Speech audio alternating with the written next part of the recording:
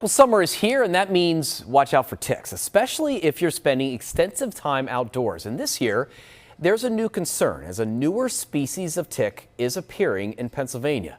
And we want to welcome Dr. John Wallace, who is a professor of biology at Millersville University, to talk more about this. Dr. Wallace, thank you for joining us.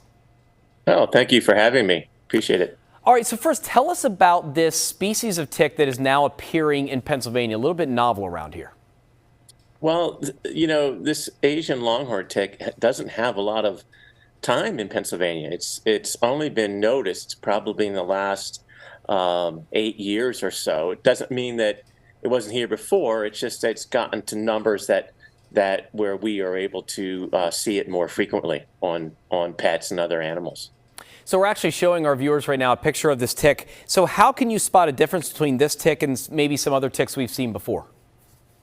Well, this tick looks a lot like the dog tick, and so it has a couple of distinguishing marks on it that make it look like it has eyes on the sides, and so I think regardless of trying to identify what species it is, I think the takeaway message for people is that they need to be tick aware. Out here in Montana, we need to be bear aware. There, you need to be tick aware, and to recognize that if you find a tick, you need to remove it, or at least try to prevent coming down or picking up ticks when you're out walking in nature. Sure. So how can you go about doing that, kind of keeping yourself as safe as possible? Well, this tick is it's very unique in its biology because it reproduces asexually. That is to say, it doesn't need males, and so it reproduces in high numbers. And so, if we find them, we may find if they're abundant in certain areas where we are, where our pets are. Don't be alarmed, but they may be in quite high numbers. And that said, you want to dress appropriately. Wear light-colored clothing. It's recommended sometimes to wear pesticide-impregnated clothing, but I'm not a fan of that. I would rather promote people being observant and recognizing if they have a tick on them, to try and get it off of them or off their pets as soon as they can.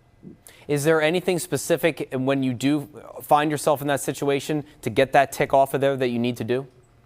Yeah, there are some devices out there that you can get online that can remove ticks. What you don't want to do is if the tick is engorged, that is, if it's full of your blood or your pet's blood, you don't want to squeeze it. But what you want to try to do is slide a pair of tweezers up as close to where it is connected to your skin and pull up.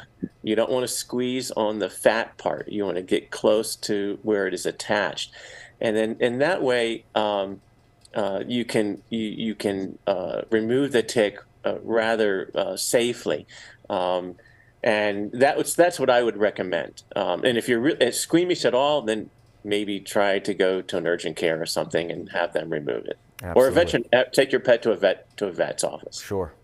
All right, some great advice for us today. We appreciate it. Dr. John Wallace, thank you so much for joining us. You betcha. Thank you for having me.